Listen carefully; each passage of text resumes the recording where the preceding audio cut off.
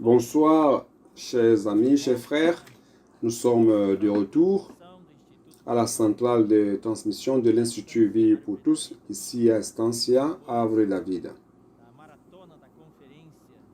Après le marathon de la conférence des 1 et 2 Thessaloniciens qui avait comme thème Dieu nous appelle pour son royaume et gloire. Cette conférence a été réalisée à São Paulo, à l'auditorium de l'église de São Paulo. Et cette semaine, nous sommes de retour ici à Estancia, Havre-la-Vida. Et nous allons continuer les messages de la conférence de ce septembre. La semaine dernière, à la fin de la conférence dimanche, nous avons eu un total de 12 messages et nous avons encore 12 messages à donner pour compléter la série de 24 messages qui vont composer les 6 volumes de la nourriture quotidienne. Donc, durant les 6 prochains week-ends,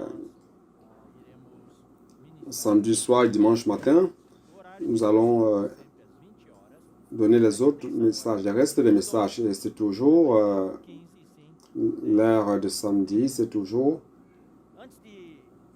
19h, pardon, 20h.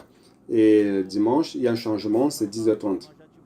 Donc, avant d'entrer dans le message proprement dit, je vais vous dire quelque chose qu'on a divulgué durant cette semaine. Ce sont les instructions, les orientations pour le retour graduel aux réunions présentielles. Comme nous l'avons dit avant la conférence, à cause de la situation de la courbe de transmission qui se stabilise et à cause de la situation dans plusieurs régions, plusieurs églises sont en train de vouloir retourner en mode présentiel d'une manière graduelle. Donc, c'est très important d'une manière graduelle.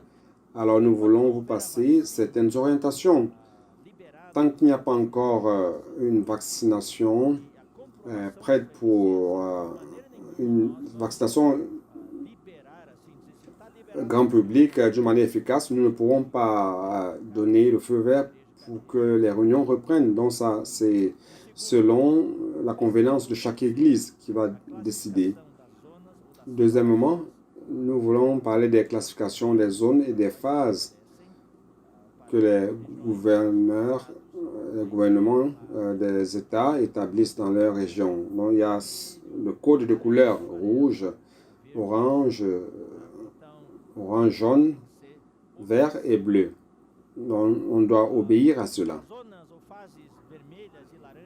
Les zones ou phases orange et rouge, donc vous ne devez même pas considérer à reprendre les réunions. L'isolement continue, mais dans les zones jaunes, vertes et bleues, nous devons donc nous devons suivre les orientations données par le comité formé par les frères et les autorités de santé qui ont décidé de la possibilité du retour à certaines réunions. Il faut qu'il y ait une bonne coordination, frères. Nous devons toujours prendre en considération la sécurité des frères, la santé des frères, et nous ne voulons en aucun cas, à cause de la précipitation, mettre la santé des frères en danger. Dieu a investi en chacun de vous et nous ne pouvons pas d'une manière légère mettre en danger la santé des frères. Dans le cas où les réunions sont autorisées, ça sera au début comme juste un petit nombre pour prendre soin de ceux qui ne peuvent pas se réunir d'une manière virtuelle, qui n'ont pas un bon portable ou n'ont pas de portable, d'ordinateur ou un bon Internet. Donc, c'est les gens qui ont des besoins spécifiques. Après 6 mois d'isolement, nous appelons cela réunion de régime d'exception. Ce n'est pas une règle générale. Et il est clair, frère, que ceux qui sont dans les groupes de risque, qui font partie du groupe de risque, et les enfants ne doivent pas faire partie de ces réunions. Ainsi de suite. Donc, si possible, nous devons continuer encore à obéir aux règles d'isolement social. Nous ne voulons pas avoir des pertes pour négligence parmi les frères. En cas de réunion en régime d'exception, nous devons observer rigoureusement tous les protocoles sanitaires, distanciement, distanciation, les chaises, tout ce qu'il faut faire. Et ne pas se saluer, ainsi de suite. Ne pas se saluer en se serrant les mains. Et puis la distance entre les chaises est très importante. Après 6 mois, notre tendance est de relâcher. Nous savons qu'il est difficile, frère. Et nous avons besoin d'être ensemble. Moi aussi. Mais je fais partie du groupe de risque, donc pour l'instant, je ne vais pas pouvoir participer. Allons supporter encore une fois un peu plus, frère. Nous n'allons pas relâcher. Les lieux, les localités où le retour graduel est permis, nous devons être prudents.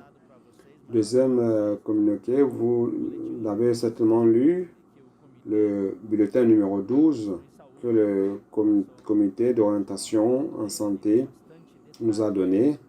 Lisez, il y a beaucoup de détails.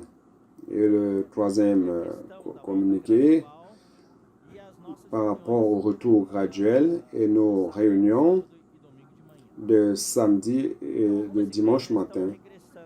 Donc, certaines églises reviennent déjà, ont initié le processus de retour graduel aux réunions présentielles avec un petit nombre de frais, comme je l'ai déjà dit, en obéissant rigoureusement à toutes les recommandations que nous donnons et aussi données par le comité d'orientation santé. Certaines églises ont manifesté le désir de réaliser des réunions de la table du Seigneur le dimanche matin.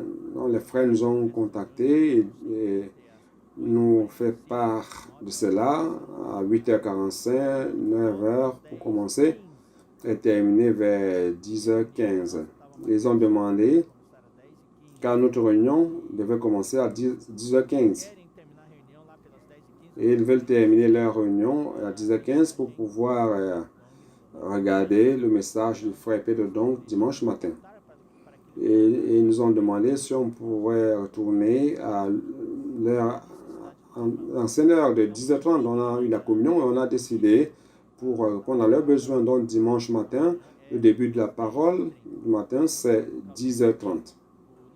À cause de cela aussi, la louange et la table du Seigneur, pour ceux qui veulent regarder, participer par la télévision, qui ne peuvent pas aller dans la salle de réunion, donc ce sera 9h40, l'heure qu'on avait avant. À cause de cela aussi, donc la parole a commencé à 10h30. Il n'y aura plus le partage de 5 frères de plusieurs régions après le message pour avoir plus de temps que vous, localement ou micro-régionalement, que vous ayez les groupes virtuels de partage après le message. Ou si vous êtes déjà dans les salles de réunion, et plusieurs églises ont dit qu'ils vont faire cela, ils vont mettre soit la télé, soit un grand écran pour regarder tous ensemble la parole prophétique du dimanche matin. Après la parole, ils vont partager dans la salle de réunion même. D'accord? Ça sera comme ça. Donc, durant ces 6 week-ends pour compléter 24 messages de la nourriture quotidienne. Donc, après cette période, après le message 24, après les 6 semaines, prêtez attention, nous pensons donner plus de flexibilisation, de liberté aux églises pour qu'ils puissent utiliser samedi soir et dimanche. Donc les transmissions en direct, nous pensons changer. Ce qui était samedi soir, ce sera vendredi soir. Non, d'ici 6 semaines. Et les messages de dimanche matin seront dimanche dans la nuit. La parole prophétique des transmissions par IVPT, ça sera vendredi soir et dimanche nuit. Donc, la nuit de samedi et le dimanche matin seront à la disposition des églises pour l'utiliser à leur réunion. C'est un processus graduel de normalisation de nos réunions. Loué soit le Seigneur. Nous voulons aussi vous rappeler qu'on aura la normalisation totale juste après la découverte d'une vaccination efficiente. Peut-être qu'on a l'impression que c'est pas loin. Prions pour cela. Donc, soyons sages, que tout se passe bien durant la transition pour prendre soin du troupeau que le Seigneur nous a donné. Frères, parlons des offrandes. Nous rendons grâce au Seigneur. Je vais vous transmettre une bonne nouvelle, des bonnes nouvelles. Avant la conférence, 8 semaines de cela, on a commencé la campagne EAV m'appartient, conférence de septembre. Expliquant, la campagne EAV m'appartient n'a pas de date limite. C'est jusqu'à ce que Estancia puisse avoir des événements une fois de plus. Lorsque Estancia va reprendre ces événements,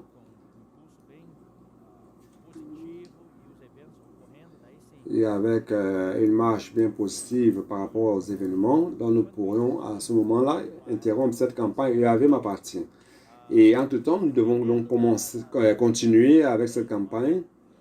Et selon les événements, nous allons diriger cette campagne EAV m'appartient vers d'autres objectifs. Donc, les 8 dernières semaines, c'est la campagne EAV m'appartient, la conférence de septembre. Et notre objectif, je ne vais pas répéter, c'était 5 millions de réals. Prenant en compte 10 000 frais, nous sommes arrivés sur 14 000 frais. Donc, 10 000 frais, c'est juste pour une somme de 100 000 réals. Ce n'est pas un taux d'inscription. Non, mais c'est une référence, somme référence. Notre objectif, c'était cela. Donc, le dernier dimanche, la somme était déjà 9 000. Il restait 9 000 et beaucoup. Il restait juste 5 000 à peu près. Donc, il y avait les frais qu'ils voulaient offrir lundi, mardi, mercredi. Donc, jusqu'à mercredi, il y a eu 57 000 et 150 réals frais. Dieu nous a donné plus que nous imaginions ou demandons. Le total a donné 1 million et 52 000 et 136 réals 60 centimes. Comme on avait un objectif de 1 million, on va donc fixer à 1 million. 1 million, c'est cette campagne qui a bien réussi et nous voulons remercier de tout cœur tous les frères, toutes les églises, tous ceux qui ont offert, les entrepreneurs et aussi certains auditeurs qui ont écouté, qui ont aussi participé. Il y a eu des offrandes aussi de l'extérieur. Nous voulons remercier de tout cœur. Donc nous allons couper à 1 million et les 52 000 qui surpassent. Nous allons mettre cela à Essentiel EAV m'appartient. Mais ça ne sera pas pour la conférence. La conférence, c'est 1 million. Donc c'est quelque chose, selon notre petite foi, nous ne pourrions pas imaginer atteindre cela. Je vais demander à ce qu'on projette le print de l'écran de la centrale d'offrande. Juste pour vous rappeler cela, vous pouvez voir le print qui apparaît sur votre écran. Les informations d'offrande pour l'Institut Vie pour tous, EAV m'appartient. Ces nécessités continuent. Nous avons les missions à l'extérieur. N'oubliez pas les missions à l'extérieur.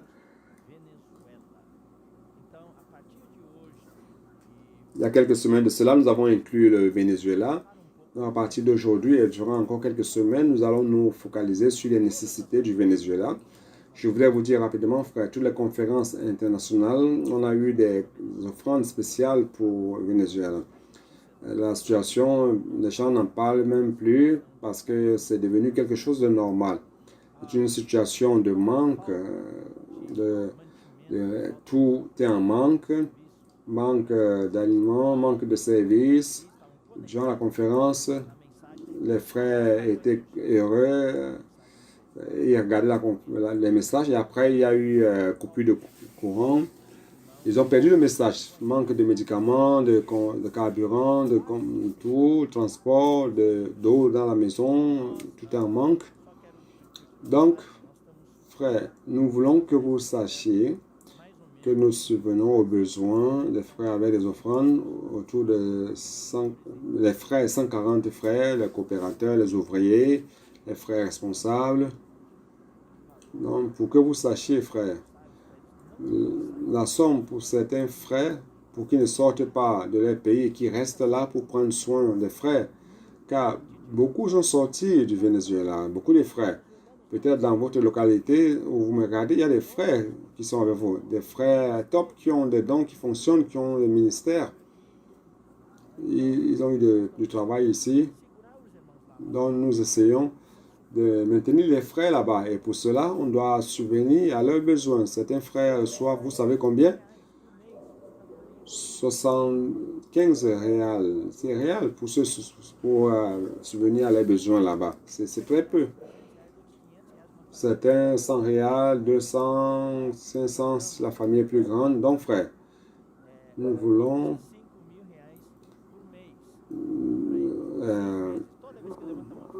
cotiser 25 000 réals pour eux. Donc, le total de somme que nous voulons avoir, 150 000 durant les 6 mois, pour les frais, pour les 6 prochains mois, pour les frais du Venezuela. D'ailleurs, déjà une certaine somme qui a été offerte et nous voulons garder cette somme pour leur offrir. Donc, cet élément va continuer dans notre centrale d'offrande jusqu'à ce que nous puissions compléter la somme. Si nous parvenons à avoir 25 000 à 30 000, les nécessités seront satisfaites. Si la somme est grande, donc là, ça pourra déjà résoudre le problème une fois pour toutes. Loué soit le Seigneur. Priez pour le Venezuela. Continuons à prier afin que ce pays puisse avancer. Vous savez, frère, nous, avec cette situation, le nombre de frères a grandi, a augmenté au Venezuela. C'est quelque chose d'incroyable, non, frère? Je crois que pour les annonces, c'est suffisant. Et aujourd'hui, ce soir, après la parole, il y aura les 5 frères qui vont partager. Et juste après le partage des 5 frères, nous voulons vous encourager, vous qui dans vos régions, vos localités, que vous participez à vos partages localement, voilà, ou en famille. On va donc donner suite à la conférence de septembre qu'on a insérée la semaine dernière, qui a été conclue la semaine dernière. Donc maintenant, on va faire le mystère de l'iniquité. Deuxième partie, on a commencé, mais on n'a pas pu terminer. C'est un sujet qui est assez difficile. Et nous devons connaître cela. Et avant d'entrer la suite des versets, je voudrais dire que Paul a écrit l'épître aux Thessaloniciens, spécialement la première épître. C'était avec l'objectif de consoler les frères et de les encourager en même temps. Ils étaient au milieu d'une grande persécution. Paul ne pouvait pas rester là pendant longtemps. Le temps minimum, c'est à peu près 3 semaines, peut-être plus, nous pensons plus, ou même des mois. Il les a enseignés et il leur a enseigné beaucoup de choses. Il ne pouvait pas les perfectionner au niveau que Paul voulait. Vous savez, lorsque nous qui prenons soin des églises, il faut du temps pour prendre soin des églises. Alors, ils avaient des idées erronées sur l'avènement du Seigneur, sur d'autres situations aussi, par rapport à la persécution qu'ils ont faite. Beaucoup de frères ont été martyrisés, ils étaient très tristes. Et Paul a écrit la première épître pour les encourager et les consoler. Et la deuxième épître aussi, c'était pour continuer à les encourager. Et Paul aussi a eu le fardeau de corriger certains concepts erronés qu'ils avaient. Premièrement, sur l'avènement du Seigneur et aussi des concepts erronés sur le vécu quotidien, sur le travail, et ainsi de suite. Donc, Paul les a aidés à corriger ces concepts. C'est pour cela qu'il dit au verset 1, 2 Thessaloniciens, nous sommes dans le chapitre 2, verset 1. Or, pour ce qui concerne l'avènement de notre Seigneur Jésus et notre réunion avec lui, nous vous prions, frères, de ne pas vous laisser facilement ébranler dans votre bon sens. Donc, Paul était en train de les exhorter. Faites attention que personne ne laissez personne secouer votre pensée, agiter votre pensée avec facilité, d'une manière si rapide. par rapport à l'événement du Seigneur. En grec, c'est parousie. Et notre réunion avec lui, c'est-à-dire notre rencontre avec lui dans les airs, nous vous demandons dans cela. Et nous avons expliqué au message 10 que la parousie du Seigneur signifie la présence. Et nous allons tout simplement mentionner, nous n'allons pas répéter à cause de l'extension de cela. Donc la parousie comporte 7 éléments. Donc au début, c'est l'enlèvement des vainqueurs, représenté par l'enfant mâle et les prémices.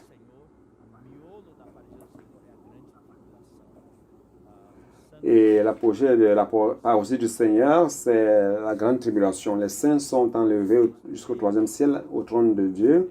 Et à partir de là, Dieu quitte le trône du 3e ciel et vient avec ses vainqueurs dans les airs, entouré, enveloppé d'un nuage. C'est sa venue secrète. Et durant ce temps, durant 3 ans et demi, il y aura ici sur terre la grande tribulation.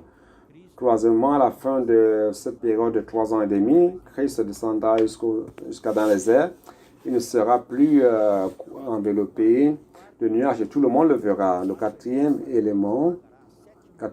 événement de la parousie, la 7e trompette sera jouée et les saints seront enlevés, les morts premièrement et après les vivants, comme Paul explique dans 1 Thessaloniciens chapitre 4. Et tous seront enlevés, les morts qui vont ressusciter premièrement et après les vivants dans les airs, où il y aura le 5e élément qui est le tribunal de Christ. Tous seront jugés, même les vainqueurs. Il y a des gens qui disent « Ah, les vainqueurs ne seront plus jugés. » Non, ils seront jugés. Dieu est juste. Même que la sentence est garantie, mais Christ va juger. 2 Corinthiens 5:10 dit que tous nous comparaîtrons devant le tribunal de Christ. Donc après le jugement,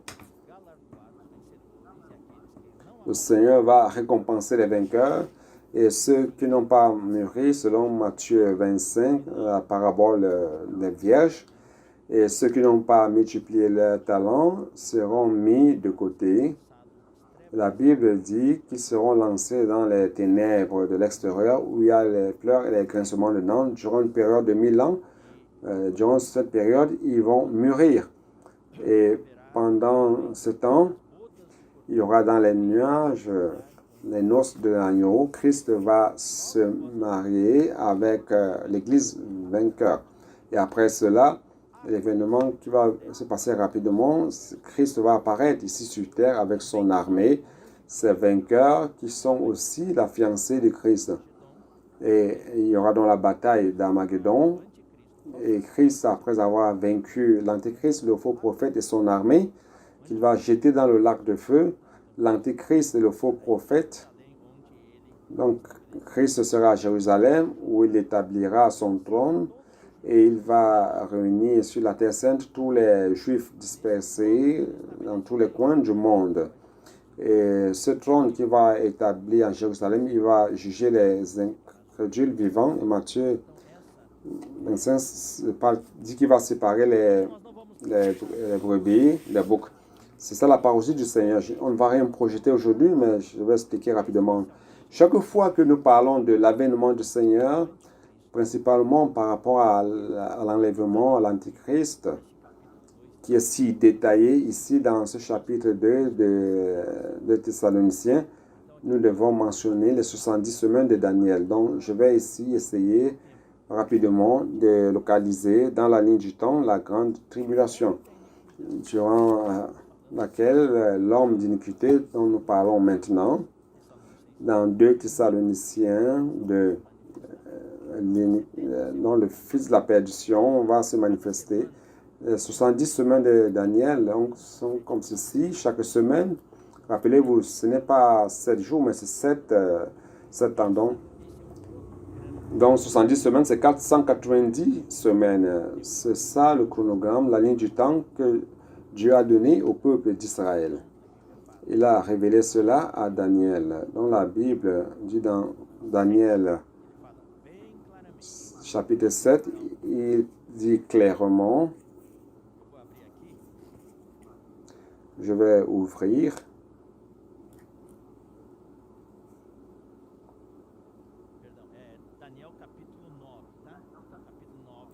Daniel chapitre 9.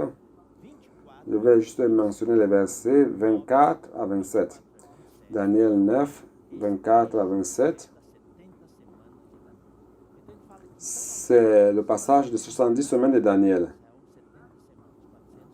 Donc il a déterminé au peuple d'Israël 70 semaines, 490 ans. Alors comment c'est divisé?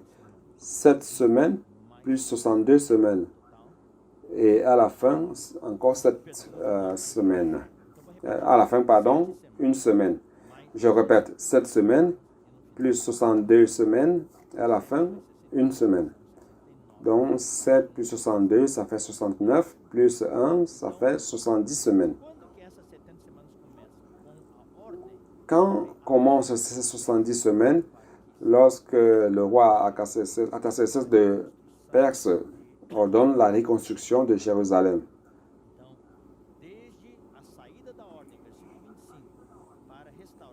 Verset 25. Depuis la sortie de l'ordre pour rebâtir Jérusalem et à la conclusion, c'est cette semaine, 49 ans. Si vous étudiez l'histoire, ça s'est passé exactement 49. Depuis que l'ordre est sorti pour édifier Jérusalem jusqu'à la conclusion, ils se sont passés 49 ans. 49 ans. La conclusion jusqu'à la mort de Louan, verset 25 dit cela. 25, 26. Donc 62 semaines, qui reprend 434 ans. Donc, si vous voyez l'histoire, depuis la réédification de Jérusalem jusqu'à l'année où Jésus est mort sur la croix, se sont passés 434 ans en additionnant les deux. Donc, on a 483 ans. Il reste donc 7 ans pour compléter. Donc, 7 semaines plus 62, 69 semaines lors de l'édification de Jérusalem et la conclusion de l'édification de Jérusalem et la mort de Jésus-Christ loin. Et lorsque Jésus-Christ est mort à la croix, Dieu a interrompu cette ligne de temps. Pourquoi? Pour insérer l'Église. Oh, loué soit le Seigneur. Nous n'avions pas part à la communauté d'Israël ni à la promesse de Dieu, mais Dieu nous a greffés sur le bon olivier. Nous étions les branches de l'olivier sauvage. Nous n'avions aucune chance, mais Dieu nous a aimés, il nous a greffés, il nous a connectés et nous sommes entrés. Et cette ère de l'Église continue jusqu'à aujourd'hui. Nous ne savons pas exactement quand sera la fin, mais nous savons que c'est si proche. Et cette fin est en rapport avec l'activation de la dernière semaine de Daniel, qui sont les 7 dernières années. Et probablement, Dieu a déjà le chronomètre en main, prêt à l'actionner de nouveau pour commencer le comptage tic-tac, tic-tac, tic-tac de la dernière semaine. Nous nous préparons aujourd'hui, frères. Nous ne savons pas quand cela va commencer. C'est pour cela que nous devons veiller et prier et nous préparer. Loué soit le Seigneur. C'est pour cela que nous sommes ici. Donc, lorsque cette dernière semaine va commencer, une personne puissante va apparaître ici sur terre. C'est l'Antichrist, la bête. Au début de ce temps, il va signer des accords. Et ces accords qui apparaissent aujourd'hui, qui sont en train de conduire vers cet accord final. Un accord final avec Israël. Et par le fait d'être si puissant, nous allons expliquer pourquoi il est si puissant. Tous vont lui obéir. Tous vont lui obéir. Et il va apporter de l'ordre. Il va apporter la paix dans le monde. Il va apporter un certain sens de sécurité qui n'est pas vrai. Tout le monde va l'adorer, va l'élever au plus haut. Et les enfants d'Israël c'est-à-dire le pays, Israël, aura aussi peur de cet homme puissant et va accorder cet accord de paix. Et il y aura une paix, et la nation d'Israël pourra construire son temple et restaurer tous les sacrifices, restaurer tout ce qui existait dans l'Ancien Testament, et ils seront très contents. Mais qu'est-ce qui va se passer? Donc, juste au milieu de cette semaine, au milieu de cette semaine, la dernière moitié, 3 ans et demi, l'Antéchrist va rompre cet accord. Il va entrer à Jérusalem, il va mettre son image, l'image de la bête, dans le temple. Et il va commencer à persécuter les Juifs, il va persécuter les chrétiens. Donc, durant cette méthode, c'est cette méthode, enfin, qui est pour nous cruciale.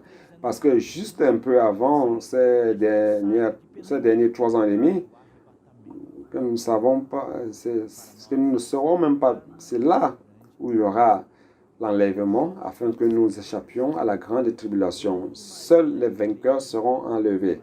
La grande majorité de l'Église va rester. J'ai dit durant le message 10 qu'il existe des écoles différentes. Je vais parler un peu de ça maintenant, mais c'est notre théologie et nous sommes convaincus de cela. Nous avons beaucoup étudié. Nous sommes basés sur des enseignements du frère Watchmani, du frère Witness Lee, du frère Don Yulan. Nous avons la conviction de ce que nous croyons par rapport à cette eschatologie, à un fondement solide biblique. Nous ne sommes pas ici pour discuter avec qui que ce soit et nous ne voulons pas discuter avec qui que ce soit. Tous ceux qui m'écoutent ont le droit de ne pas être d'accord, ainsi de suite, mais c'est la théologie eschatologique que nous avons dans la vie d'Église. Tous ont le droit de ne pas être d'accord, chacun a le droit d'avoir son point de vue. Il n'y a pas de problème à cela. Donc, il existe dans le milieu chrétien 3 principales écoles par rapport à l'avènement du Seigneur. Il y a l'école pré-tribulationniste et l'un des principaux frères, serviteurs de Dieu, l'un des principaux qui ont défendu cela, c'est John Harvey Darby, les frères unis. Et il y a aussi l'école post-tribulationniste qui a été défendue par Benjamin Newton, aussi des frères unis. Donc, à cause de cela, il y a eu des divisions plus tard. Il y a eu des divisions parmi les frères unis. Je voudrais ici, frères, s'il faut voir les versets de ceux qui défendent la prédibulation, c'est quoi la prédibulation? C'est que tous seront enlevés avant les 7 ans, avant la fin des 7 ans, tous les chrétiens. Donc ça, c'est l'école pré-tribulationnelle. L'école post-tribulation, c'est que tous seront enlevés uniquement après la grande tribulation. Donc, pré-tribulation seront enlevés avant la grande tribulation. Donc, l'eschatologie, pour eux, la tribulation, c'est 7 ans. Mais pour nous, on voit bien, c'est clair que la grande tribulation, c'est 3 ans et demi. La Bible dit clairement la moitié de la semaine. Et la Bible dit 1 temps, 2 temps, et la moitié d'un temps, c'est 3 ans et demi. La Bible dit 1260 ans, c'est 3 ans et demi. La Bible dit 42 semaines, c'est 3 ans et demi. S'il faut voir les versets utilisés par l'école prédibulationniste et l'école post-tribulationniste, les versets présentés par l'école post-tribulationniste a plus de base. Donc, c'est plus fort ce concept de l'école post-tribulationniste. En fait, jusqu'au 18e siècle, jusqu'au 19e siècle, début du 19e siècle, il n'y avait que l'école post-tribulationniste. Cette idée pré-tribulationniste qui dit que tous les chrétiens seront enlevés avant les 7 ans, c'est venu seulement après le 19e siècle. Et les versets présentés ne sont pas si solides que ça. Et nous, en quoi croyons-nous? Je vais vous dire quelque chose, frère. C'est pour cela que nous devons louer le Seigneur. Nous ne sommes ni pré-tribulationnistes, ni post-tribulationnistes. Nous sommes pour la Bible. Nous sommes pour la Bible. Nous sommes pour la parousie complète du Seigneur. Nous sommes dans le tableau détaillé, complet. Il y a certains grands maîtres comme George Pember, qui a vécu en 1837 en 1910, et aussi ceux qui l'ont suivi, comme Robert Govett, en 1913 à 1900. Donc, tous ces gens qui sont après David Penton aussi, un grand maître, ils ont assumé cela et il a écrit un livre très fameux. Pember, par exemple, a écrit les ailes les plus éloignées de la terre. Nous avons déjà lu. Donc, ils offrent un cadre bien complet. Il est clair qu'avec la révélation que le Seigneur nous a donnée durant ce dernier siècle, nous avons déjà plus d'un siècle d'histoire, près d'un siècle d'histoire. Nous ne sommes pas apparus hier de nulle part. Le Seigneur nous a donné 100 ans d'histoire. Cherchant le Seigneur nous a montré beaucoup de choses.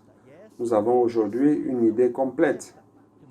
Et cette vision complète, c'est celle-là que nous vous donnons, frère. Loué soit le Seigneur. Il est clair, frère, à cause du temps, nous ne pouvons pas entrer avec beaucoup de détails. Nous ne pouvons pas parler de beaucoup de détails. C'est pour cela que nous avons des livres qui sont très importants. Lisez les livres que nous recommandons.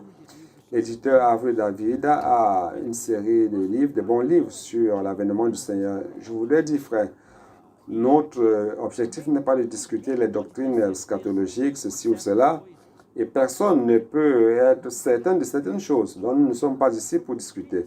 Ça ne vaut pas la peine de discuter les doctrines. Ce sont les doctrines qui divisent les églises et qui ont divisé les églises. Doctrine sur le baptême, doctrine sur la table du Seigneur, doctrine sur l'enlèvement. Ça sert tout simplement à diviser. Une chose est sûre, nous parlons cela pas pour discuter des doctrines, mais nous présentons, puisque nous sommes dans 2 Thessaloniciens, dans 1 Thessaloniciens, je vais vous expliquer, dans 1 Thessaloniciens, chapitre 4, ce qui est là, c'est l'enlèvement après la grande tribulation. Lorsque la dernière trompette va retentir, tous seront enlevés, les morts d'abord et après les vivants. Nous avons beaucoup de versets, un tas de versets. Ce que nous disons, c'est de veiller, prier et veiller. Car si c'est après la grande tribulation, tout le monde connaît déjà l'heure. Lorsque l'Antéchrist apparaît, tout le monde peut compter. Compter le temps, c'est 3 ans et demi. Tout le monde sait quand Christ va revenir publiquement. Mais sa venue secrète, à la moitié de 7 ans pour enlever les vainqueurs, personne ne sait. Il viendra comme un voleur dans la nuit. Il viendra comme un voleur la nuit. Il n'y aura pas de trompette et rien. Il viendra comme un voleur la nuit. Il viendra comme l'étoile du matin. Il viendra comme le fiancé pour chercher sa fiancée d'une manière secrète. Donc, loué soit le Seigneur. Et ces éléments, frères, que nous mentionnons, c'est pour que vous sachiez de quoi nous parlons. Et Paul n'a pas eu le temps d'expliquer cela aux Thessaloniciens. Donc, on va continuer, frère. Au verset 2, Paul dit ceci. Paul dit qu'il ne voulait pas que les Thessaloniciens soient influencés dans leur tête d'une manière facile. Que quelqu'un dise quelque chose et ils sont immédiatement influencés. Paul ne voulait pas aussi qu'ils soient alarmés ou dans la peur, que ce soit par parole, par épître, par épître. Nous avons expliqué cet esprit, un esprit faux.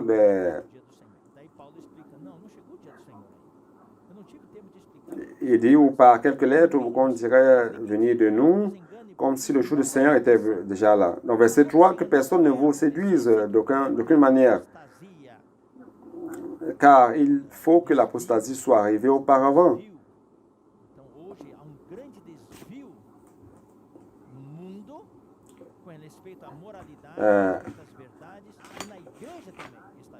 Les gens se dévient par rapport à l'immoralité, par rapport aux vérités. dans l'Église chrétienne, d'une manière générale, il y a des gens qui se dévient, qui s'accommodent au politiquement correct, aux valeurs, entre guillemets, ainsi de suite, et peu s'intéressent aux vérités fondamentales de la Bible. Aujourd'hui, l'Église évangélique va dans le sens motivationnel de l'auto-aide, dans ce sens. Avant que l'apostasie soit arrivée auparavant et qu'on ait vu paraître l'homme du péché, le fils de la perdition. Donc Paul leur dit qu'il y aura la grande tribulation quand l'Antéchrist va apparaître. Donc Paul, la venue de Christ après la grande tribulation. Et cet homme de l'iniquité qui est l'Antéchrist, verset 4, l'adversaire qui s'élève au-dessus de tout ce qu'on appelle Dieu ou de ce qu'on adore, jusqu'à s'asseoir dans le temple de Dieu, se proclamant lui-même Dieu. Et verset 5, ne vous souvenez-vous pas que je vous disais ces choses lorsque j'étais encore chez vous? Et maintenant, vous savez ce qui le retient. Paul dit, vous savez, parce qu'aujourd'hui, nous ne savons pas ce qui le retient. Paul n'a pas spécifié. S'il a dit aux Thessaloniciens, il n'a pas spécifié ici, afin qu'il ne paraisse qu'en son temps. C'est quoi son temps? C'est la grande tribulation. Le verset 7, car le mystère de l'iniquité agit déjà. C'est ici que nous allons repartir, où nous nous sommes arrêtés la dernière fois. Le mystère de l'iniquité agit déjà. Il y a quelque chose de mystérieux, frère, quelque chose de mystérieux qui ne se voit pas, que personne ne voit, mais qui agit déjà en arrière-plan, quelque chose d'occulte. Il attend seulement que celui qui le retient soit éloigné. Nous ne savons pas qui l'attend, mais qui le retient, mais nous pouvons avoir une idée. Le message dit, j'ai dit ce que je ressentais, ce que ça pourrait être. Mais ce n'est pas sûr que c'est ça, mais ce que je ressens. Il y a les gens qui disent que la Bible, que c'est la Bible. Il est impossible que la Bible soit enlevée. Les communistes en Chine ont essayé d'enlever la Bible. Les chrétiens, ils ont brûlé. Les personnes que nous connaissions ont été torturées pour remettre la Bible. Ils n'ont pas réussi. Donc, aujourd'hui, il y a la Bible digitale. Certains ont dit que c'est l'Église. Quand l'Église sera enlevée, donc, nous avons vu que la grande partie de l'Église va rester. Donc, ce n'est pas l'Église qui empêche que l'Antéchrist vienne. Je sens, bien mes frères, que c'est l'effet de la parole de Dieu, la crédibilité que les gens accordent à la parole de Dieu, c'est qui maintient encore l'humanité, dont les restrictions, c'est encore les valeurs morales. Même s'ils ne sont pas des chrétiens, ces valeurs morales sont chrétiennes. Vous savez, frère, par exemple, aux États-Unis, la Constitution nord-américaine a été basée sur la Bible. Mais aujourd'hui, ils essaient de sortir de là, de se délivrer de cela. Maintenant, on ne peut plus prier dans les écoles, dans les événements publics, ainsi de suite. Mais on peut parler un tas d'autres choses, mais on ne peut pas prier. Donc, il existe une réjection de la parole de Dieu. La Bible est en train de perdre la crédibilité parmi les puissants, parmi ceux qui influencent les politiques, les célébrités, parmi les commandants, parmi les grands entrepreneurs, les grands chefs d'entreprise. Et plus ils sont puissants, moins ils veulent croire en la Bible. 2 Timothée 4. On va lire 2 Timothée 4. Verset 1 dit ceci. Je t'en conjure devant Dieu et devant Jésus-Christ qui doit juger les vivants et les morts et au nom de son apparition et de son royaume. Donc ici, il parle du contexte de l'avènement du Seigneur, de l'apparition du Seigneur et de son royaume. Prêche la parole, insiste en toute occasion favorable au nom, reprend, censure, exhorte avec toute douceur et en instruisant. Doctrine, c'est l'enseignement, car il viendra un temps où les hommes ne supporteront pas la sainte doctrine. enseignements. Ils ne supporteront pas les bons enseignements, la moralité, la piété, une vie pleine de Dieu, une vie d'amour, une vie de peur et de crainte devant Dieu. Ils ne vont plus supporter cela. Mais ayant la démangeaison d'entendre les choses agréables, ils se donneront une foule de docteurs selon leurs propres désirs. Tout le monde parle va dire ce que les autres veulent entendre. Les gens vont perdre la conviction personnelle. Qu'est-ce que tu veux écouter? Alors, je vais te dire ce que tu veux écouter. Tout est fausseté et mensonge. Et c'est ce qui se passe aujourd'hui dans les masses médias, dans le milieu politique, des entreprises. Tout le monde parle pour faire plaire aux autres. Qui croient ou ne croient pas, rien à faire. Détourneront l'oreille de la vérité. Ça se passe aujourd'hui. La seule vérité que je connais, c'est la Bible. C'est la vérité absolue. Mais beaucoup refusent d'écouter, de donner l'oreille. Et se tourneront vers les fables. Ah, les fables. À l'époque de Paul, il y avait déjà cela. C'est quoi les fables? Ce sont les fake news. Les fake news. Les fausses nouvelles. Les nouvelles inventées. Il y a des tas de choses inventées et les gens croient en cela comme si c'était des vérités. Beaucoup de mensonges qui sont dites par les autorités, par les puissants, par les forts, et qui sont reçus comme vérité.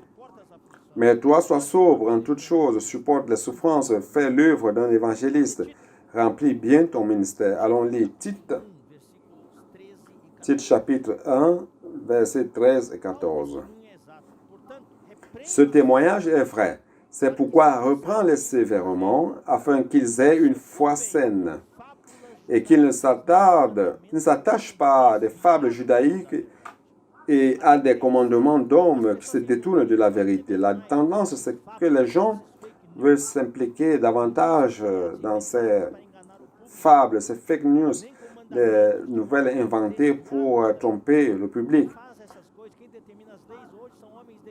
Ceux qui font ça, ce sont les hommes qui sont déviés des vérités. C'est ça le temps de la fin. La tendance des temps de la fin. Ce mystère agit déjà. 1 Timothée 1, 3. Paul a dit à Timothée, il lui a demandé d'exhorter le leadership de l'Église. Cela peut affecter l'Église. C'est pour cela, bien aimés frères, cette Église, ce message est pour nous. Et je te rappelle l'exhortation que je te fis à mon départ pour la Macédoine lorsque je t'ai engagé à rester à Éphèse afin de recommander à certaines personnes. Qui sont ces certaines personnes? Le leadership d'Église, de ne pas enseigner d'autres choses. N'enseignez pas d'autres doctrines, d'autres choses. Nous avons la parole fondamentale, la parole prophétique, la parole que le Seigneur nous donne. N'allons pas nous occuper d'autres choses. Nous ne devons pas. Nous n'avons rien contre. Il y a contre les choses que nous avons là-dehors. Mais, frères, valorisons ce que le Seigneur nous a donné dans la vie d'Église. Ne vous occupez pas de fables, généalogies sans fin, de fake news, de nouvelles par-ci, par-là, qui produisent des discussions, plutôt qu'elles n'avancent l'œuvre de Dieu dans la foi. Ici, c'est l'économie. Si c'est la première fois que vous écoutez nos transmissions, si vous êtes nouveau, c'est un thème spécial que Dieu nous a révélé. C'est dans la Bible, mais personne ne traduit dans ce sens. L'économie, c'est le plan universel de Dieu, le plan macro que Dieu a préparé pour vous et moi. Et nous sommes insérés en cela. C'est quelque chose de plus grand, c'est l'économie de Dieu. Tout comme l'économie d'un pays, c'est quelque chose qui amène un pays vers l'avant. Dieu a un plan pour chacun de nous, pour son peuple, et ce plan s'appelle l'économie de Dieu.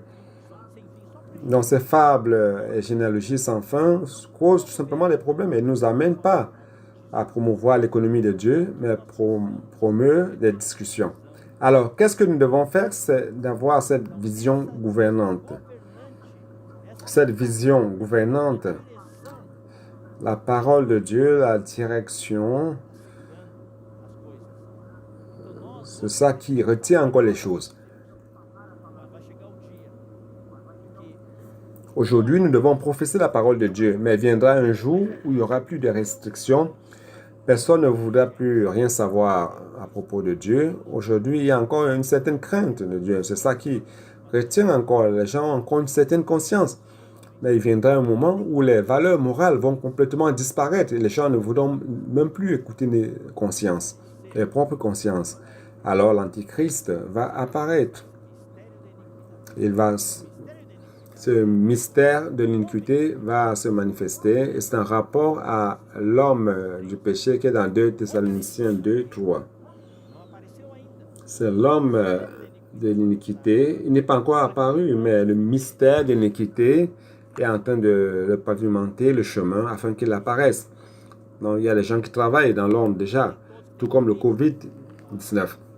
Ce n'est pas tout le monde qui a le COVID-19 qui a les symptômes. Il y a beaucoup de personnes asymptomatiques. Mais c'est là, c'est caché. Et si vous êtes en contact avec eux, vous attrapez. C'est exactement cela. Le virus de l'iniquité est dans plusieurs personnes aujourd'hui. C'est dans le monde entier. Nous devons faire attention. Nous devons être vaccinés. Et le vaccin, c'est la parole de Dieu. Il n'existe pas. Il n'y a pas d'autre vaccin. L'immunité, c'est pas la parole de Dieu, pas la parole de la foi. Cette foi objective de Dieu qu'il veut mettre à l'intérieur de nous. Matthieu 24, 12 dit que l'iniquité se serait multipliée. Ce virus, l'amour de plusieurs se refroidira. Presque tout se refroidira. Donc aujourd'hui, frères, ce mystère de l'iniquité est en train d'opérer dans l'ombre et affecte l'objectif principal. C'est d'abord notre corps, essaie de nous tuer. Mais l'objectif principal aujourd'hui, l'attaque la plus forte, c'est la pensée des personnes. Avant la conférence, nous avons parlé de Somme 23, de ces mouches, ces larves dans la tête, déposées par les mouches dans la tête des brebis. Nous avons parlé du casque du salut. Dieu doit protéger notre pensée. Aujourd'hui, on n'aura pas le temps de parler de cela, mais peut-être dans un prochain message. Aujourd'hui, le grand moyen que l'ennemi utilise pour attaquer notre pensée et agiter, secouer notre pensée, peut-être comme Paul a dit bien au départ, verset 2, c'est Internet. Internet, pour la grande majorité des personnes, pour les jeunes aujourd'hui, sont les vidéos, les jeux vidéo. C'est impressionnant de voir comment les jeux vidéo contrôlent les personnes aujourd'hui. Ceux qui ne participent pas, qui ne s'impliquent pas dans les vidéo games, vous ne savez pas. Mais ceux qui sont impliqués, ils savent. C'est difficile de s'en libérer. L'iniquité, ce mot est très important. Ce mot veut dire anomie, sans loi, anomie, absence de loi.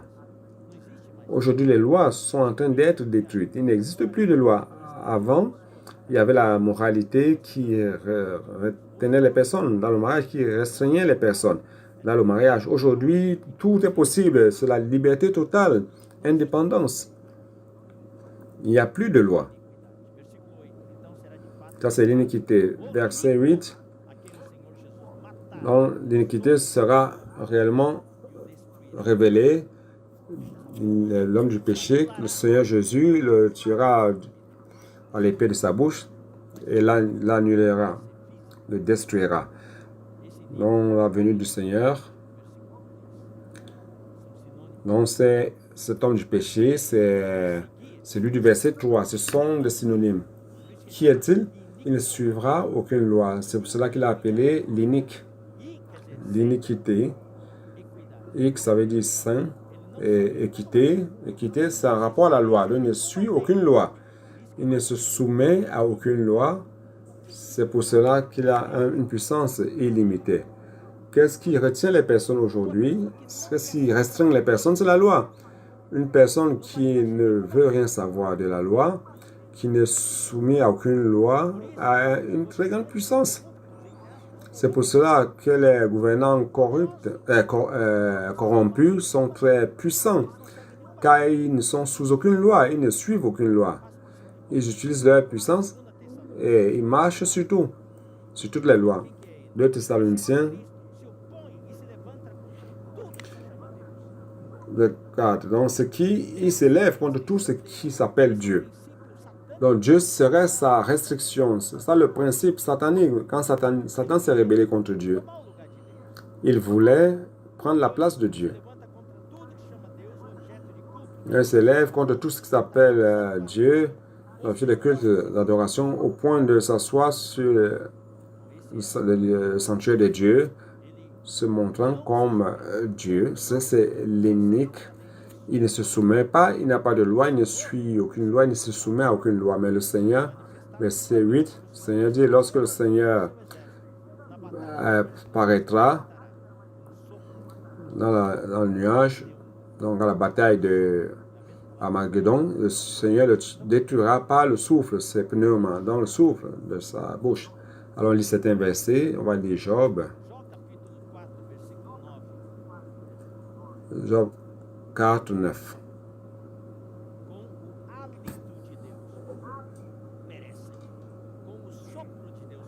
Ils périssent par le souffle de Dieu. Par le souffle de Dieu, ils périssent. Et ils sont consumés par le vent de sa colère. C'est un concept qu'il y avait déjà. Ésaïe 11, 4. Ésaïe 11, 4. Mais jugera avec justice les pauvres et décidera avec équité en faveur des doux de la terre. Et il frappera la terre de sa parole comme une verge et du souffle de ses lèvres. Il fera mourir le méchant. On va lire Apocalypse 19. Apocalypse 19, verset 15. De sa bouche sortait une épée aiguë. C'est quoi l'épée? L'épée, c'est la parole. Éphésiens 6 dit cela, n'est-ce pas? L'épée, c'est la parole. Pour frapper les nations, il les pètera avec une verge de fer et foulera la cuve de vin de la grande colère du Dieu Tout-Puissant. Verset 19 maintenant. J'ai vu la bête et les rois de la terre et leurs armées rassemblés pour faire la bataille, pour faire la guerre à celui qui était assis sur le cheval et à son armée. Et la bête fut prise, loué soit le Seigneur, et avec elle le faux prophète qui avait fait devant elle les prodiges pour lesquels il avait séduit ceux qui avaient pris la marque de la bête et adoré son image. Ils furent tous les deux jetés vivants dans les temps de feu et de soufre. Donc pour eux, il n'y aurait même pas de jugement. Ils vont inaugurer le lac de feu. Et les autres furent tués par l'épée qui sortait de la bouche de celui qui était assis sur le cheval, et tous les oiseaux se rassasièrent de leur sang. 2 Thessaloniciens 2, 9. Regardez donc l'apparition de l'énigme, cet antéchrist. C'est selon l'efficacité de Satan. L'efficacité veut dire ici la puissance. Satan va lui donner la puissance. Il va faire des grands signes. L'apparition de cet impie par la puissance de Satan avec toutes sortes de miracles, de signes et de prodiges mensongers. Le mensonge amène les gens loin aujourd'hui. Sans le mensonge, dans le milieu politique, il est impossible de survivre. Les personnes qui assument une position dans le gouvernement, au début, peuvent avoir une bonne intention, mais à la fin, ils vont s'impliquer dans le mensonge. L'apparition de cet impie se fera par la puissance de Satan, donc l'opération de Satan, une opération totale. Il y a une opération montée par lui avec toutes sortes de miracles et de signes et de prodiges mensongers.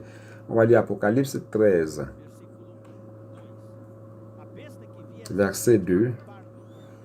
La bête que je vis était semblable à un léopard, ses pieds étaient comme ceux d'un ours, sa gueule comme une gueule de lion. Non, le dragon, c'est Satan. Le dragon lui donna sa puissance. La bête, c'est l'antéchrist. Le dragon lui donna sa puissance et son trône et une grande autorité. Donc, Satan n'a pas réussi. Maintenant, il s'incarne dans l'antéchrist. Il s'incarne dans l'antéchrist, pour obtenir la puissance que Dieu ne lui a pas donnée. Verset 4. Et ils adoraient le dragon parce qu'il avait donné l'autorité à la bête. Ils adorèrent la bête en disant, qui est semblable à la bête, qui peut combattre contre la bête. Verset 7. Il lui fut donné de faire la guerre aux saints et de les vaincre. Durant la grande tribulation, ceux qui vont rester ici ne vont pas réussir à vaincre l'Antéchrist. Car la puissance, c'est une puissance physique. Et il vient avec la puissance de la mort et il tue. Et lui fut donné l'autorité sur toute tribu, tout peuple, toute langue et toute nation. Versets 13 et 14. Et elle opérait de grands prodiges, même jusqu'à faire descendre du feu du ciel sur la terre. Donc c'est le faux prophète. Verset 14 maintenant. Et elle séduisait les habitants de la terre par les prodiges qu'il lui avait donnés d'opérer en présence de la bête, disant aux habitants de la terre de faire une image à la bête qui avait la blessure de l'épée et qui vivait. Daniel 8, 24. Grande est sa puissance. Cela montre la puissance de l'Antéchrist. Grande puissance, mais pas par sa propre force. Pourquoi? Qui lui donne la force? C'est le diable, c'est Satan, le dragon. Il fera d'incroyables ravages. Il réussira dans ses entreprises. Il détruira les puissants et le peuple des saints. Matthieu 24, 24. Matthieu 24, 24. Car il se lèvera de faux Christ et de faux prophètes qui feront de grands prodiges et des miracles au point de détruire, s'il était possible, même les élus. Vous savez, de tous les faux Christ, l'Antéchrist sera le faux Christ. De tous les faux prophètes, le faux prophète sera l'ultime, le dernier, et ils auront de grandes puissances. Et à la fin, il parle aussi le prodige mensonger. C'est qui le père du mensonge? Jean 8, 44. On n'a pas le temps, vous pourrez lire. Il dit Satan, le diable, est le père du mensonge. Verset 10. Et avec toutes les séductions de l'iniquité pour ceux qui périssent. Pourquoi ceux qui périssent? Ce nombre est très grand. Le nombre des disciples de l'Antéchrist sera si grand. Parce qu'ils n'ont pas reçu l'amour de la vérité pour être sauvés. Dieu aujourd'hui éparpille sa parole. Il répartit sa parole. Nous sommes aujourd'hui le moyen par lequel le Seigneur est en train de dispatcher sa parole. Les colporteurs vont dans la rue et sèment des livres. C'est l'amour. Dieu veut sauver les personnes. Dieu veut vous utiliser, vous et moi. Soyons à disposition afin que Dieu nous utilise tant que nous sommes ici sur terre pour dispatcher cet amour de la vérité pour nos familles, pour ceux qui n'ont pas été sauvés durant cette terre de la grâce. S'ils ne sont pas sauvés, ils seront destinés au lac de feu, ils seront jugés devant le grand trône blanc.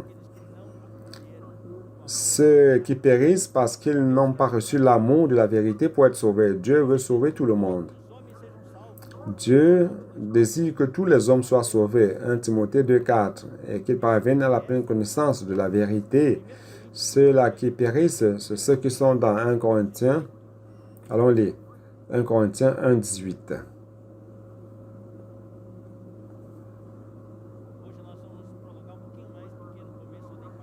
Aujourd'hui, nous allons prolonger un peu car au début, il y a les vidéos et les annonces, ça fait à peu près 30 minutes, d'accord?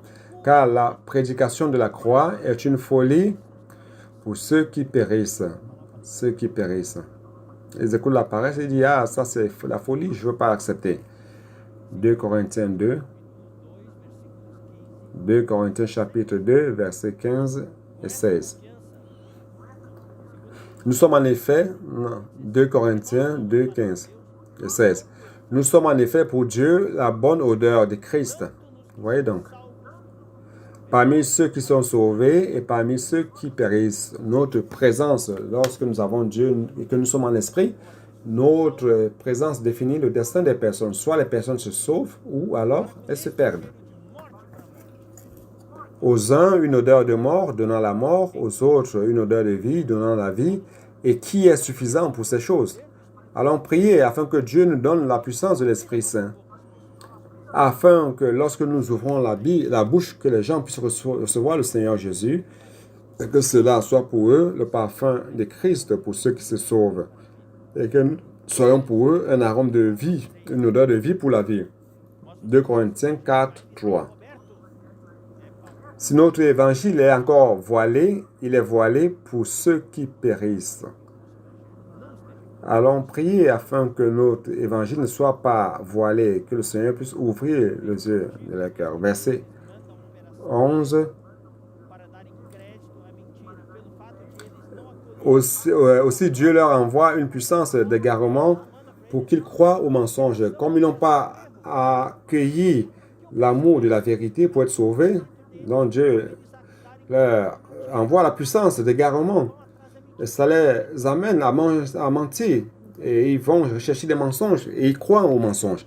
Frère, je suis triste de savoir que même dans la vie d'église, il y a les frères qui croient même aux mensonges.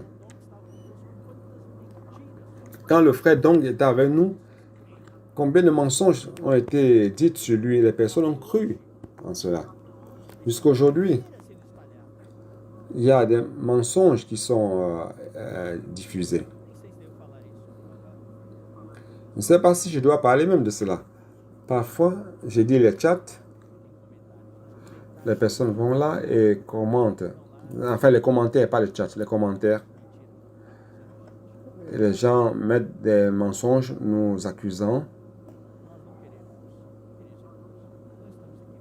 Bien-aimés frères, nous ne sommes pas ici pour pour nous disputer avec qui que ce soit. Dieu est notre juge. Mais cela se passe. Lorsque ces personnes n'accueillent pas l'amour de la vérité pour être sauvées, je ne parle pas seulement des incrédules, même dans l'Église. Qu'est-ce qui se passe? Alors Dieu leur envoie la puissance d'égarement pour qu'ils croient aux mensonges. Allons lire 1 Timothée 4. 1 Timothée 4, verset 1 et 2. Mais l'Esprit dit expressément que dans les derniers temps, les temps que nous vivons maintenant, quelques-uns abandonneront la foi. Ils vont se dévier de la foi, se dévier de l'économie de Dieu. Ils vont se dévier de la parole prophétique, de la parole fondamentale, pour s'attacher à des esprits séducteurs et à des doctrines des démons. Par l'hypocrisie de faux docteurs portant la marque de la fétissure dans leur propre conscience. Frères, prenez soin de votre conscience. Ne permettez pas que l'ennemi puisse courtiser votre conscience avec le fer chaud. Ayez une conscience sensible devant le Seigneur. Romains 1, 25. Eux qui ont changé la vérité de Dieu en mensonge et qui ont adoré et servi la créature au lieu du Créateur, qui est béni éternellement. Amen. Verset 12. 2 Thessaloniciens 2, 12. Afin que tous ceux qui n'ont pas cru à la vérité, mais qui ont pris plaisir à l'injustice, soient condamnés. Non seulement ils n'ont pas cru à la vérité, ils n'ont pas accueilli l'amour de la vérité pour être sauvés, mais dans le contraire, ils prennent plaisir à l'injustice. Romains 1, 32. Et bien qu'ils connaissent le jugement de Dieu, déclarant dignes de mort ceux qui commettent de telles choses, non seulement ils les font, mais ils approuvent ceux qui les font. Ils prennent plaisir dans l'injustice. Continuons, frère. Verset 13. Maintenant, à partir du verset 13, Paul arrête de parler de l'avènement du Seigneur. Verset 12, il s'est arrêté. Il a conclu. Cette parole de correction termine au verset 12. Frères, ce sont des versets si denses. Nous avons beaucoup parlé de cela au message 10 et nous avons terminé cette partie finale. C'est ce qui va se passer. Cette personne, l'antéchrist, la bête, l'homme de l'iniquité, l'inique, le fils de la perdition, va apparaître bien au milieu. En fait, il va apparaître durant les 7 ans, mais à la moitié de ces 7 ans, il va se manifester, il va manifester son iniquité, il va se montrer être quelqu'un de très mauvais, très méchant. Et nous espérons, frères, que nous tous que nous aurions déjà été enlevés comme enfants mâles et comme prémices. À partir du verset 13, Paul donne encore une parole d'encouragement aux Thessaloniciens. Il dit ceci: pour nos frères, bien-aimés du Seigneur, nous devons à votre sujet rendre continuellement grâce à Dieu parce que Dieu vous a choisi dès le commencement pour le salut, par la sanctification de l'Esprit et par la foi en la vérité. À quoi il vous a appelé par notre évangile pour que vous possédiez la gloire de notre Seigneur Jésus-Christ. Wow! Seulement 2 versets et ils contiennent beaucoup de choses. Je voudrais vous montrer. Premièrement, Dieu vous a choisi. Mettant ensemble les 2 versets, nous pouvons voir ici plusieurs éléments. Premièrement, Dieu vous a choisi. Deuxièmement, Dieu vous a appelé. Troisièmement, Dieu a utilisé l'évangile de Paul et de ceux qui étaient avec lui, notre évangile. Pourquoi? Pour le salut à travers la foi dans la vérité et la sanctification de l'esprit. Pourquoi? Quelle est notre destinée? Notre destin, afin que nous parvenions à la gloire de notre Seigneur Jésus-Christ. Je vais lire certains versets. Premièrement, Dieu nous a choisis. Comme nous l'avons dit, bien-aimés frères, bien au début du message, 1 Thessaloniciens 2:4, Paul l'a expliqué, et nous l'avons expliqué aussi, il a dit ceci: mais selon que Dieu vous a jugé digne de vous confier l'évangile. Donc Dieu vous a choisi. Ne permettez pas l'ennemi vous convaincre du contraire, que vous n'avez pas été choisi. Vous avez été choisi. Vous avez été choisi quand? Éphésiens 1:4 le dit clairement: avant la fondation du monde, avant même que vous n'existiez, avant que le temps soit, Dieu vous avait déjà vu, Dieu te connaissait déjà. Éphésiens 1:4 dit ceci: en lui, Dieu nous a élus avant la fondation, c'est-à-dire en Christ, il nous a élus avant la fondation du monde pour que nous soyons saints et irrépréhensibles devant lui. Dieu vous a choisi. Deuxièmement, dans le temps, après que vous êtes né, un jour, Dieu vous a appelé.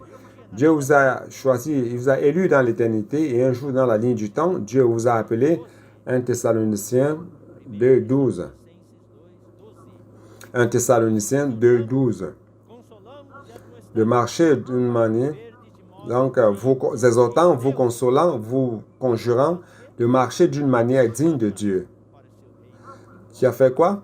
Qui vous appelle à son royaume et à sa gloire. En ce moment, Dieu vous appelle de nouveau, bien-aimés frères, bien-aimés sœurs, bien-aimés amis, et vous appelle, pas pour aller au ciel. Beaucoup de chrétiens attendent, ils disent: ah, quand je vais mourir, j'irai au ciel. Dieu ne vous appelle pas pour aller au ciel. Dieu vous appelle pour son royaume et gloire. Notre destination, ce n'est pas le ciel. Qu'est-ce qu'il y aura dans le ciel?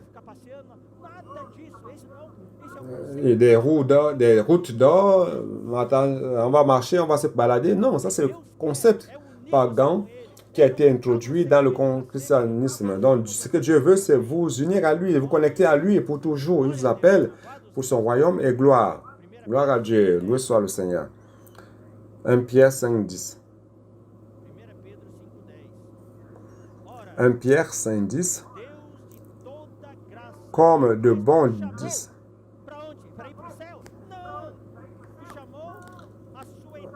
Le Dieu de toute gloire qui vous a appelé pour aller au ciel? Non.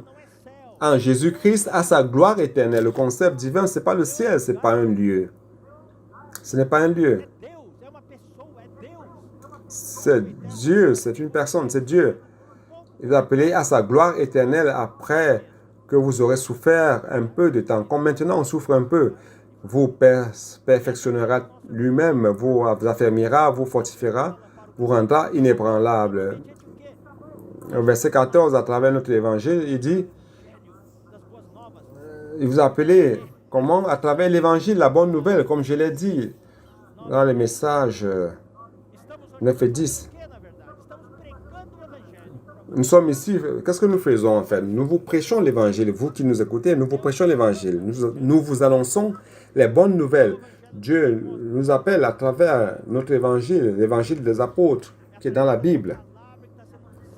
C'est à travers cette parole qui est annoncée qui nous appelle.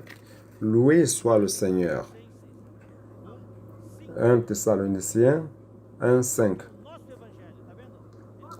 Notre évangile, vous voyez?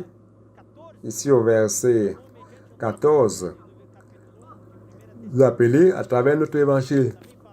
Et 1 Thessaloniciens 1,5 dit aussi notre évangile. Que cet évangile, bien-aimés frères et sœurs, soit notre évangile, mon évangile, ton évangile. Loué soit le Seigneur. Qui se compose de la parole fondamentale et de la parole prophétique que nous prêchons aujourd'hui. Ce salut, c'est au verset 13. Il nous a choisis depuis le commencement pour le salut. Ce salut a deux étapes, par la sanctification de l'esprit et foi dans la vérité.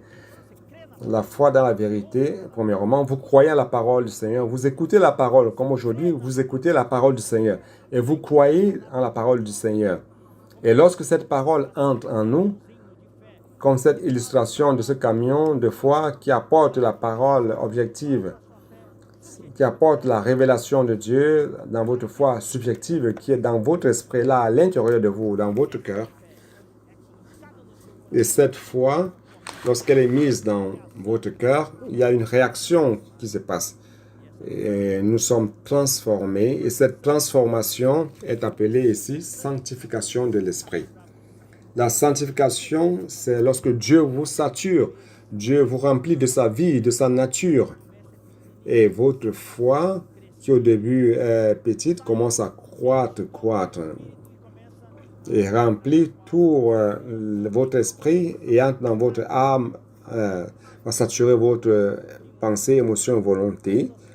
Et bien avant que Christ ne vienne, toute votre âme, pensée, émotion, volonté seront complètement saturées par cette foi et vous allez donc parvenir à la pleine filiation. Loué soit le Seigneur. Dans 1 Thessaloniciens 5, 23, parle de cela. Et dit que Dieu, le Dieu de paix, vous sanctifie lui-même tout entier. Tout entier, ça veut dire complètement. Le Dieu de paix veut vous sanctifier tout entier, vous saturer, vous peindre de l'intérieur et partout, sans laisser aucun endroit qui ne soit peint. Et que tout votre être, l'esprit, l'âme et le corps soient conservés irrépréhensibles, intègres, sans faille, sans aucune partie qui manque, tout entier et irrépréhensible lors de l'avènement de notre Seigneur Jésus-Christ. Ça, c'est le travail de la sanctification, la transformation de l'esprit. Et terminé au verset 14, dit ceci: pour parvenir à la gloire de notre Seigneur Jésus-Christ. Notre destination n'est pas aller au ciel, je répète bien mes frères, ce n'est pas un lieu, notre destination c'est Dieu. Allons les Jean 17, verset 22-23. Je leur ai donné la gloire que tu m'as donnée, vous voyez, afin qu'ils soient, pour joindre 2 Thessaloniciens 5,14, afin de parvenir à la gloire de notre Seigneur Jésus-Christ. Et ici, 17-22, Jean 17-22, il dit, je leur ai donné la gloire que tu m'as donnée, afin qu'ils soient un, afin que nous soyons connectés les uns aux autres. L'ennemi veut nous diviser, nous séparer, mari et femme, fils des parents, frères, des sœurs, les frères, les parents qui discutent entre eux, les membres de famille. Comme ça se passe dans le monde aujourd'hui, Dieu veut que nous soyons un, que nous soyons connectés les uns aux autres. Et nous tous connectés à l'apôtre et connectés fermement liés à Christ. Nous sommes le Seigneur, connectés à Christ. Et nous sommes un par Dieu. Jean 17, 22, je leur ai donné la gloire que tu m'as donnée, afin qu'ils soient un, comme nous sommes un. Comme le Père et le Fils sont. Jésus a prié afin que nous le soyons aussi. Verset 23, regardez quelle merveille. Moi en eux et toi en moi, afin qu'ils soient parfaitement un et que le monde connaisse que tu m'as envoyé et que tu les as aimés comme tu m'as aimé. C'est-à-dire que Dieu nous invite, comme le frère Dong a expliqué des semaines, des mois de cela, il nous invite à participer à cette union divine, cette connexion. C'est ça la gloire. C'est à cela que Dieu nous appelle, afin que nous parvenions à cette gloire. Ce n'est pas le ciel, ce n'est pas un lieu. C'est très superficiel. Dieu veut quelque chose de plus profond. Il veut nous introduire en lui. Verset 15. Ainsi donc, frères, soyez fermes. Demeurez fermes. En d'autres termes, persévérez jusqu'à la fin. Et retenez les instructions que vous avez reçues, soit par notre parole, soit par notre lettre. Ah, je n'aime pas les traductions. J'ai appris que dans l'Église, on ne veut pas les traductions. Mais cette tradition ici est bonne. C'est quoi la tradition? Ce sont les instructions que le Seigneur nous donne à travers les apôtres. Que ce soit par la parole prophétisée ou parole écrite. Aujourd'hui, les livres que nous avons contiennent beaucoup de paroles que le Seigneur nous a données, des instructions. C'est ça, les traductions. Les traditions. Frère, dans la vie d'église, nous avons nos traditions qui sont bonnes, comme invoquer le nom du Seigneur. Je ne veux jamais sortir de cette tradition. C'est une bonne tradition. C'est comme notre vie physique, frère. La vie humaine. Manger, c'est une tradition. Petit déjeuner, dîner et petit déjeuner, dîner. Donc, pourquoi pas l'inverse? C'est une tradition. C'est une tradition. Dans l'église, on a des traditions. Lire, prier la parole, invoquer le nom du Seigneur. Donc, nous devons garder cette tradition et demeurer fermes. Persévérer. Ne laissons pas l'ennemi enlever notre habitude de lire la Bible, d'invoquer le nom du Seigneur. Notre habitude, c'est la tradition. Ne permettez pas qu'il enlève notre tradition de prier ou d'invoquer le nom du Seigneur. 1 Corinthiens.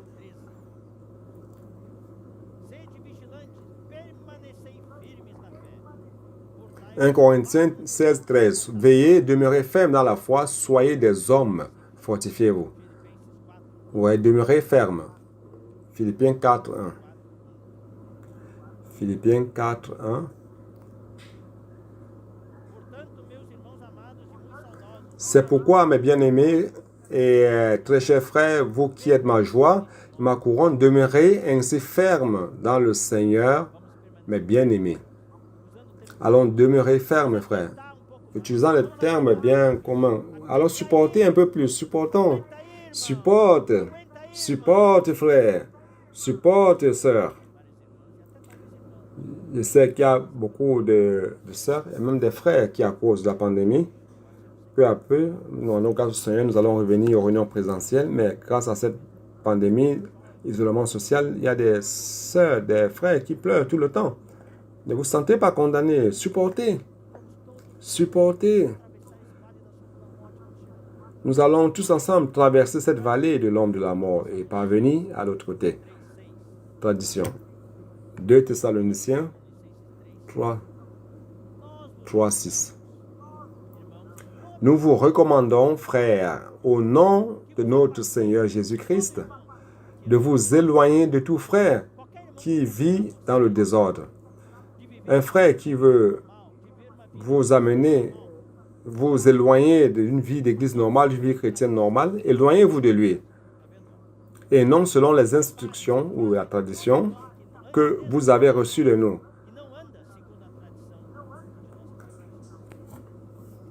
Donc, de vous éloigner de tout frère qui vit dans le désordre et non selon les instructions que nous avons reçues, que vous avez reçues de nous.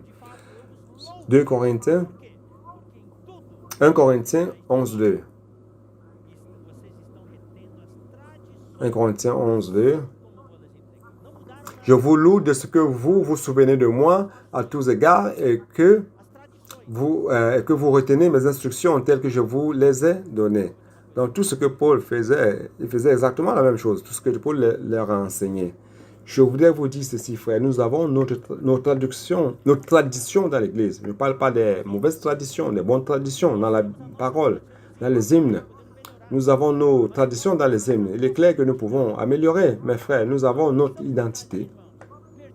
Nous ne pouvons pas nous perdre pour enseigner ce que les autres églises font.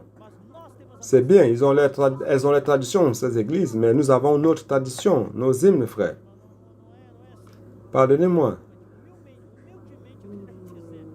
Je parle d'une manière humble.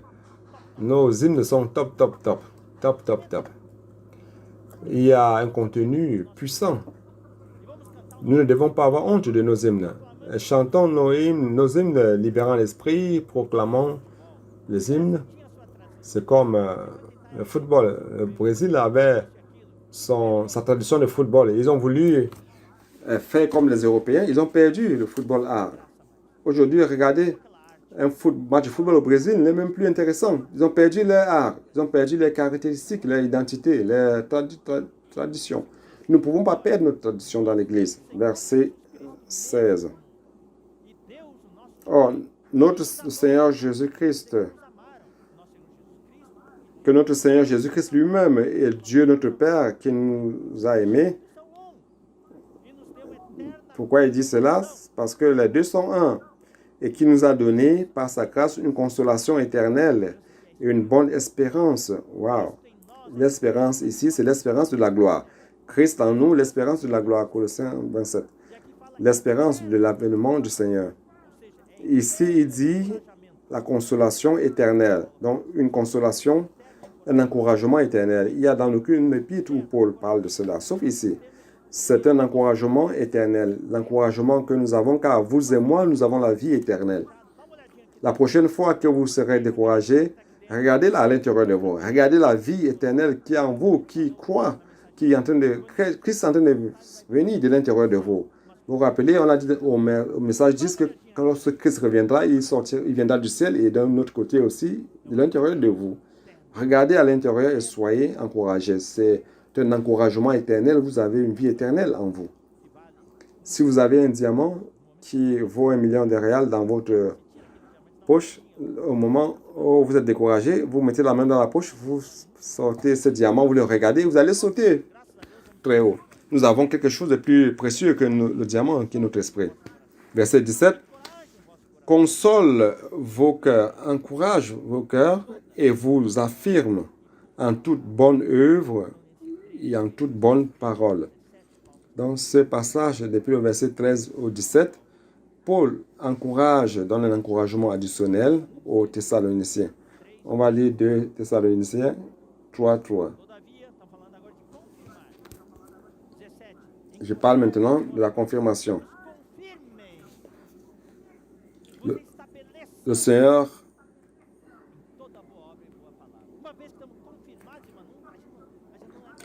est fidèle, il vous affermira et vous persévérera du malin.